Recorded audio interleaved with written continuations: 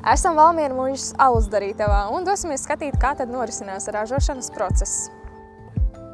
Valmiera muižas alus darītavā nozīmīgas ir senās ieražas un alus baudīšanas kultūras attīstība. Dodoties ekskursijās, šeit ir iespēja būt klātesošiem dzērienu tapšanas procesos un uzzināt par alus galvenajām sastāvdaļām. Ir miežu graudi, es iedošu arī pagaršot. Jā, tā.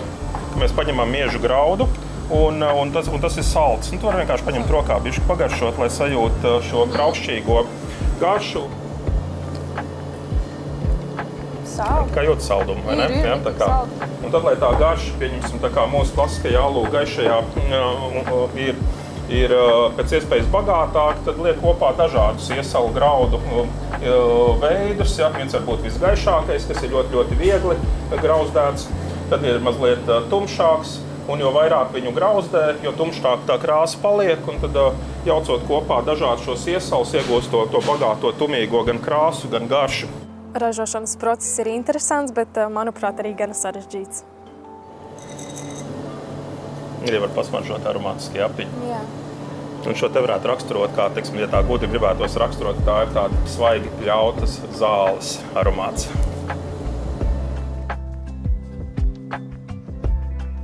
Un tagad skatīsimies tā, kas ir katras alus darītavas sirds, ja, kur tieši notiek šī alus misas vārīšana. Šis priekš manis bija kaut kas jauns.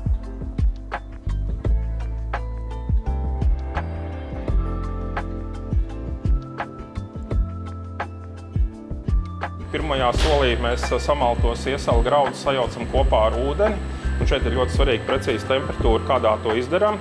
Un lai viss tas saldums, kas ir graudā, izšķīstu ūdenī.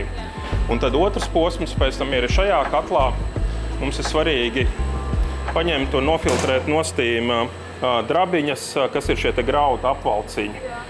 Un tad jau pēc tam trešajā posmā notiek reāli alus misas vārīšana 100 grādu temperatūrā, kur arī šajā katlā arī tad pieliek klātīm apiņus. Un tas viss notiek tādā dabīgā, nesteidzīgā veidā. Patiesībā alus tapšanas process ir ilgs. Viens no pamatnosacījumiem kvalitatīvu dzērienu gatavošanā ir pacietība.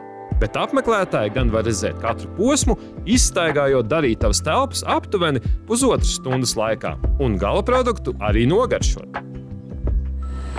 Kāds maigs, ļoti salds. Kāds ļoti saprast.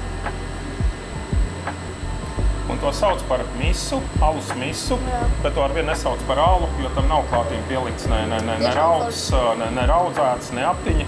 Un te var tieši izjust visu to graudu, iesala graudu garšu.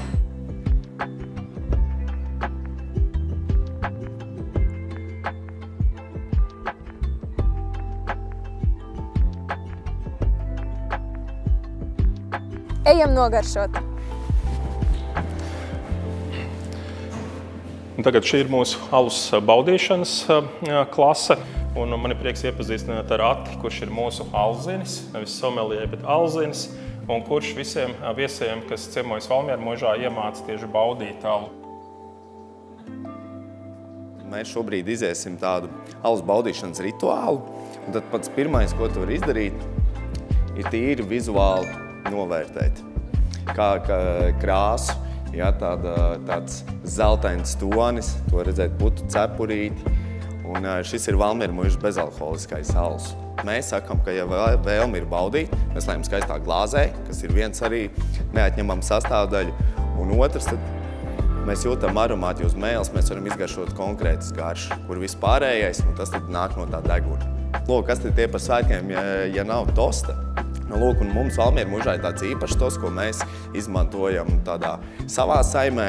Un, manuprāt, šis tosts skan ļoti skaisti, un tas ir kaut kas tāds, ko es vēlētos arī tev novēlēt. Lai ražē! Lai ražē!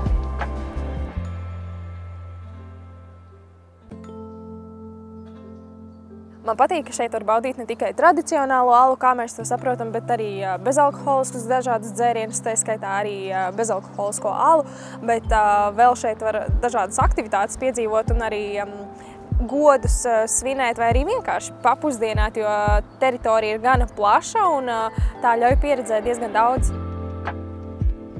lielākais vasaras notikums, kas notiek taisn šeit skaistajā parkā, ir Valmiermuižas etnomūzikas festivāls, kas notiks šī gada 6. jūlijā, un tas pasākums ir noteikti visai ģimenei. Dažādām paudzēm visas dienas garumā, mūziķi no visas pasaules. Manuprāt, tas arī ir tāds foršs atspējas, ka tu vari atbraukt ne tikai, piemēram, pusdienās, bet arī šajā vietā satikt kādus draugus lielākā pasākumā.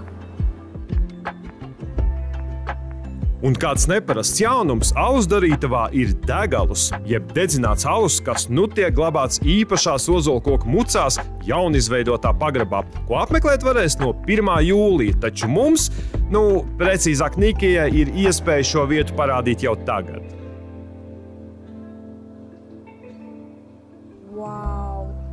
Kad es pats esmu ceļojis pa dažādām viskiju darītavām, tad man vienmēr ir licies ļoti interesanti, kāpēc pasaulē arī tas viskijs ir tik ļoti novērtēts un cienīts.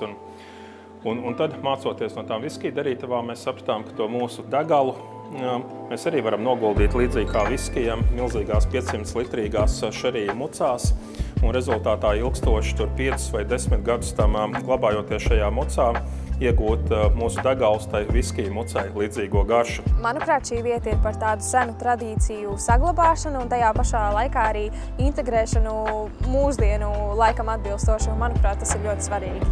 Šeit es iepazinu vairāk alus kultūru, ja līdz šim man likās, ka tas ir vienkārši tāds atspirdzinošs dzēriens, tad atbraucot šajien jau liekas, ka tā ir vesela pasaule un arī ražošanas process. Šeit šķiet kā tāds piedzīvojums, jo tur bija gana daudz visa kā. Es noteikti ieteiktu katram šeit atbraukt vismaz vienu reizi, paciemoties un izstaigāt daudzās Valmiermuižas alus telpas, gan alus darītavā, gan alus pagrabā, gan alus virtuvē, viesistabā. Šeit ir daudz ko redzēt un arī vienkārši var pasēdēt mierpilnā atmosfērā, nepiespiestā kopā ar ģimeni vai draugiem. Tā kā jā, es ieteiktu ikvienam šeit kādu reizīti atbraukt.